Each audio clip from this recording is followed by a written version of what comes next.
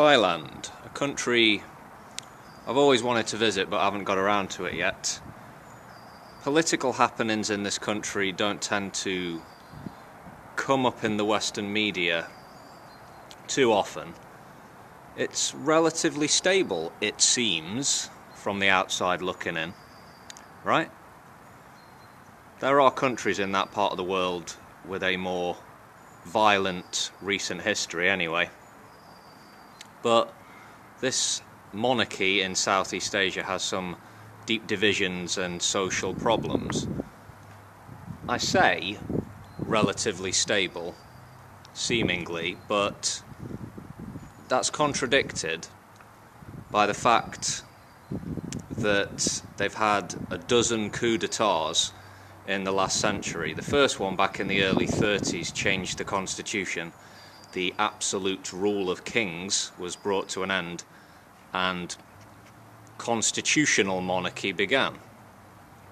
The last coup was 5 years ago and was effectively a military power grab, dissolving the civilian government, kicking out the Prime Minister, and the general who led the coup, Prayuth Chan-ocha, is now Prime Minister and concurrently head of the military junta called the National Council for Peace and Order, which is what you would think in your mind is a pretty typical name for a military junta, isn't it? So who is he, Prayuth Chan-ocha?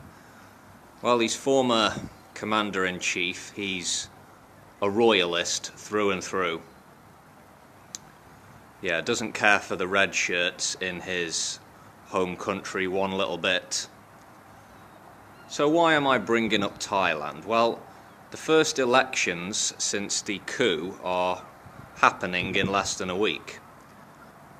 Pretty big country, population-wise, comparable to the United Kingdom.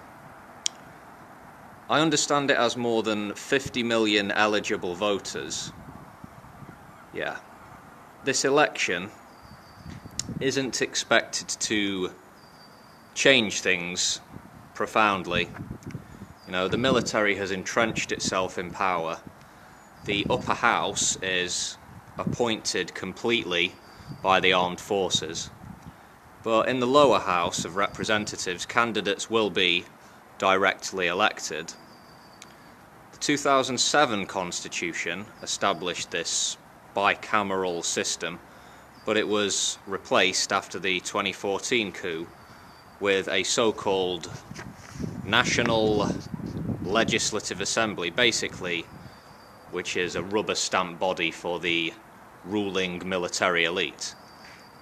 But now we have the 2017 constitution, a partial, if you can call it that, return to democracy, which was approved apparently by a referendum in 2016, just over 60% approving, but just under 60% of the public participated in that public vote. So, since the end of absolute monarchy in 1932, Thailand has had 20, or is it 21 maybe? Yeah, 20-something changes of constitution. And it won't surprise you to learn that in many cases it was the military doing a power grab, seizing power. So, actually it would seem that political instability is the norm in Thailand. And unfortunately, as is the case in much of Asia, authoritarian governments are the norm. Yeah. Lèse Majesté has been a part of the country's ongoing code for more than 100 years, part of the Thai criminal code. It's a crime to insult or threaten or defame the king, queen or regent, and you can get up to 15 years in prison for violating the law. And it can be broadly applied because there's no legal definition of what constitutes an insult or defamation. After the most recent coup, the number of people landing in jail for lèse majesté is the highest in national history. So, yeah. But back to the upcoming elections. Well, here are the words of a Thai political scientist called, listen to me now, butcher his name with horrible mispronunciation, I'll do my best though, Titapol Phakdewanich. He said, "I don't think this election will take Thailand back to liberal democracy because the constitution allows the military to continue to hold power. But he thinks it's important that people come out and take part because the vote is, quote, a referendum on democracy and whether this country wants to move forward with democracy or not."